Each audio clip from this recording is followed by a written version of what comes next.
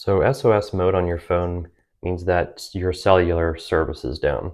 And with AT&T being down basically this morning, that's kind of what I'm going to review here. As you can see in this article, it says massive disruption to mobile networks with iPhones. This first affected AT&T, but it's actually now affecting other carriers as well. I think this started about 4 a.m. The first thing you're going to want to do is obviously you can turn your phone on and off, go into airplane mode on and off, but people are actually going on Twitter. You can go on there if you have Wi-Fi to kind of confirm. AT&T has not commented yet as far as I know. People are kind of speculating. They say, oh, this is a hack, or it could be a solar issue. It may be more like a solar flare issue. I went to Space Weather Live here, and it actually shows solar flares. I didn't know this existed, but if you look here, there's two spikes here, and it's showing, I'm assuming these are solar flares. Correct me if I'm wrong, but one is at it's about 6 a.m.,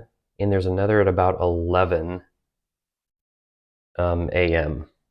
or 11 p.m., I'm sorry, last night.